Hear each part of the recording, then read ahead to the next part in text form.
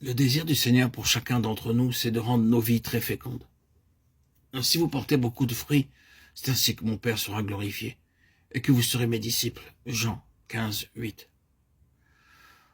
Nous ne pouvons être féconds qu'en demeurant en lui. Il veut aussi que nous devenions ses amis intimes.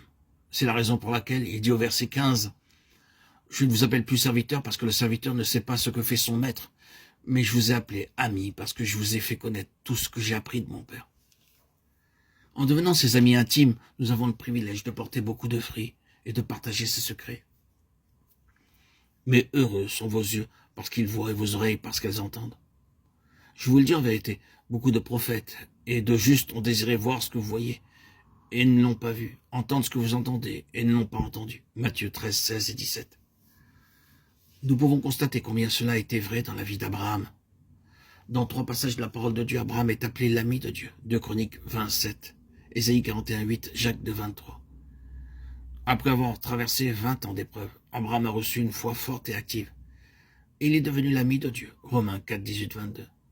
Il avait alors 99 ans et sa femme était également âgée. Abraham croyait que Dieu allait lui donner ainsi qu'à sa femme une force nouvelle pour leur accorder un fils. Cette foi le rendit juste à tout jamais. Si nous voulons devenir nous aussi des amis de Dieu, nous devons avoir une foi forte, active et vivante.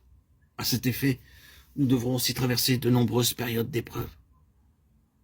Voyons comment Abraham est devenu juste aux yeux de Dieu et comment il est devenu son ami. Pendant une période de 40 ans, Dieu apparut 10 fois à Abraham et lui révéla chaque fois quelques secrets de la véritable amitié avec lui.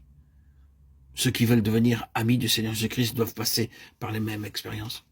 Dans Genèse 12, 1 à 4, nous lisons ce qui concerne la première apparition de Dieu à Abraham. Il lui demanda de quitter son pays, sa famille, de se rendre au lieu qu'il lui montrerait.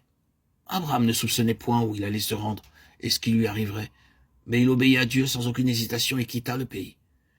Il devait être entièrement libéré de ses anciens liens afin d'apprendre à entendre la voix de Dieu et de le suivre partout. Nous devons également être préparés à vivre une vie de séparation dès le début de notre vie chrétienne et être libérés des amitiés, des relations et des associations du monde. Nous devrions devenir entièrement nouveaux, comme nous le voyons dans 2 Corinthiens 5, 17 à 18. Si quelqu'un est en Christ, il est une nouvelle créature. Les choses anciennes sont passées. Voici, toutes choses sont devenues nouvelles et tout cela vient de Dieu, qui nous a réconciliés avec lui par Christ et qui nous a donné le ministère de la réconciliation. Notre vie tout entière devrait être pleinement gouvernée par Dieu et par sa parole. C'est alors, chers frères et sœurs en Christ, bien-aimés, auditeurs, auditrices, mes chers amis, c'est alors seulement que Dieu peut nous confier ses secrets.